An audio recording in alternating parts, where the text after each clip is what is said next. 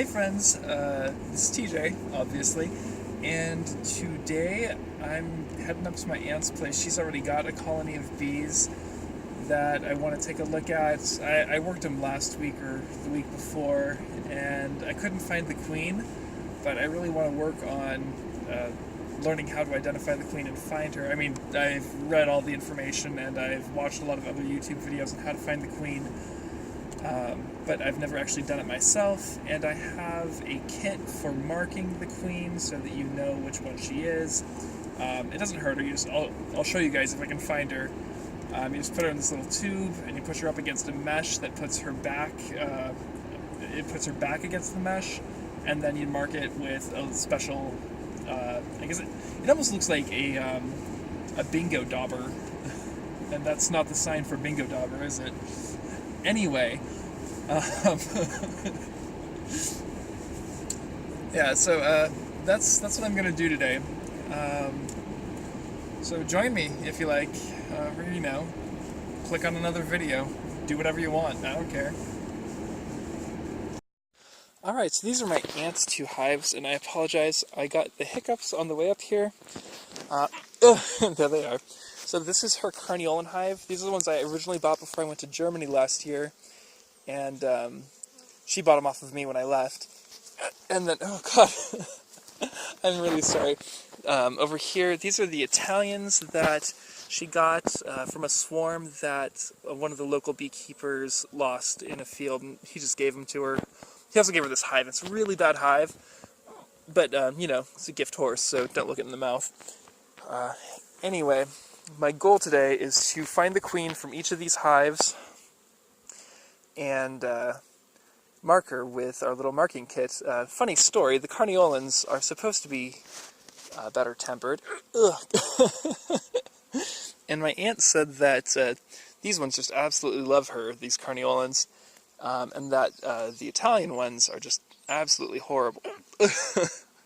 But last time I was up here working these guys, I got 3 stings off of this hive and 0 off of this one. Granted, this hive, I'm so sorry, has a lot fewer bees, so maybe they just didn't have the resources to be as defensive as they normally are.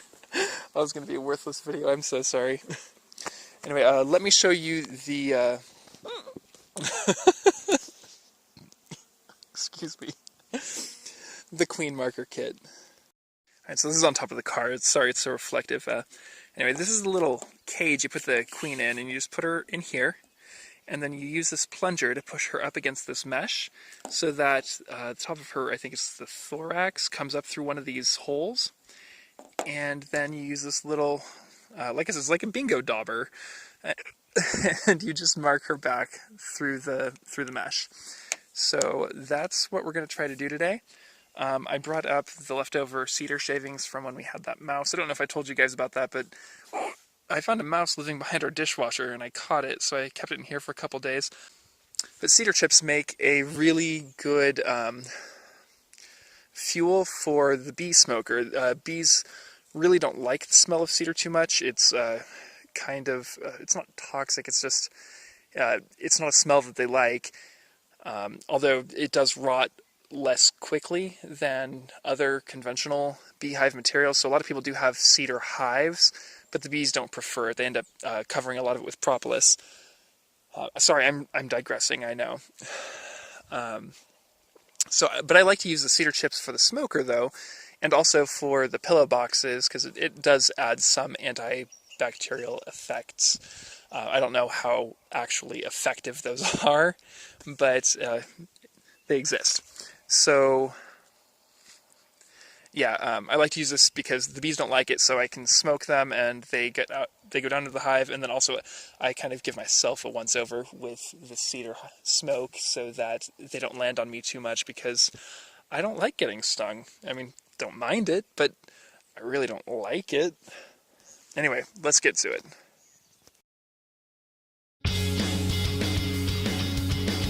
Alright, so for this section of video, I was just doing all kinds of stupid stuff looking for the queens. I didn't find either one, and I just looked really dumb. So I'm sorry. If you guys really want to see the highlights of me being really stupid, then feel free to comment, and I'll make another video with maybe a director's cut. For now, since this area is really long, I thought I would just fast forward through it, so you can still see me acting stupid, although you won't hear half the stupid stuff I said, and get to the good stuff at the end.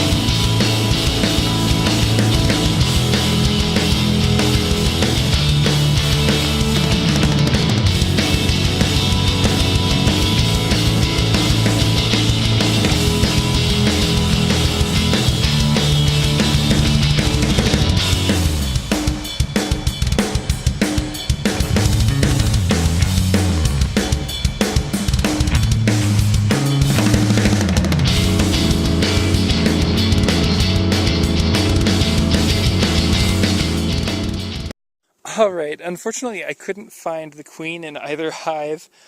I think I just need a lot more experience with this, and I know it's a good sign. They don't all look the same. That means that the queen that's bred has a lot of genetic variety, so it's a nice deep gene pool.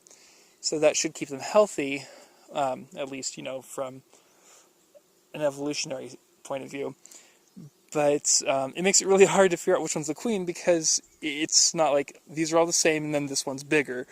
What I did find is that in this hive, the second box had all of the brood and the bottom box was empty, so I swapped those around. So now all the brood is down here, and they've got room to build up here, and then this top one is just all full of honey, and really that could have probably been partially harvested last spring, or sorry, last fall, but my aunt is very pro-animal, I don't even know how to say it. She's an animal lover, and so she just wanted them to have everything they could to build up and be as strong as possible, and I agree with that philosophy. So that is likely what I will do for the most part this year with my hive.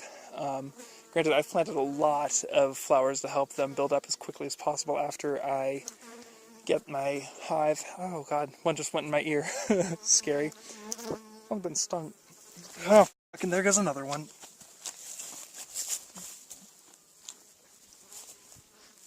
Seriously, get out of there. Oh, ow. Oh, it's two right in the face today. Ugh. This one's like right in the forehead. It feels like I've been... Oh, ow. Ow. Oh, God. Well, I'm going to go see if I can remove the stinger without pushing it in further. Oh, I almost made it out of here with only one sting today. I'll be back. Alright, so I'm all done at ants. And that last one, oh my god, it got in my hair, and then I don't know if you guys can see that bump. It got me like right here.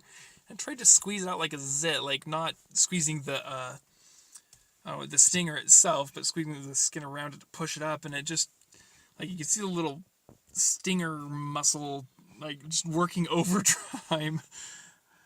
I And it felt so stupid. It's like, it just goes straight into your head and you're like, nah. Anyway, yeah, no, it was interesting. It then followed me into the bathroom. It kept getting stuck in my hair. I got it out of my hair at one point, and they just die after a while. After they sting you, they just walk off, and I don't know where they go, but they don't live much longer afterwards. Oops, sorry, it's all dark in there. But this one was in the bathroom with me. I was trying to get the stinger out, and it kept flying back into my hair. I was like, come on, dude, didn't you learn your lesson? What's wrong with you? Anyway, that's it for today. Sorry I didn't actually accomplish what I wanted to do, which was to show you how to mark a queen. Apparently I need to learn how to find a queen. That's gonna take some time, but I think the ones that I've ordered that are coming in next month come with the queen pre-marked, and I will study her very long and hard when I release her into the colony so that I know what to look for when I'm looking for the queen.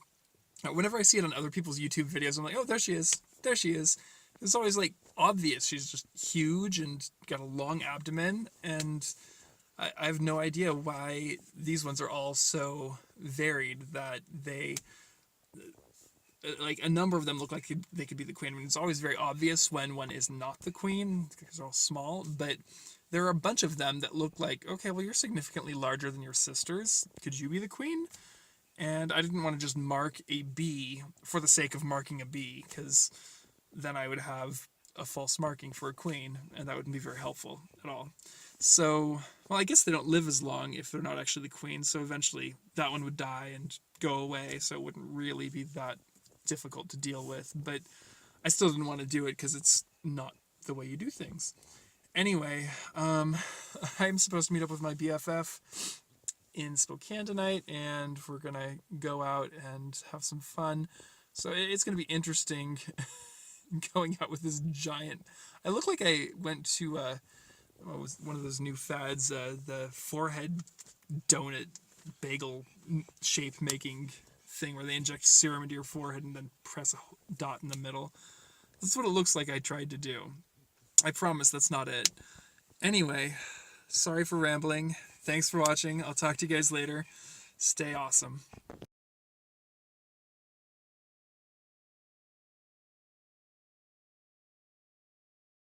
Seriously, get out of there. Oh, ow. Oh, it's too right in the face today. Ugh.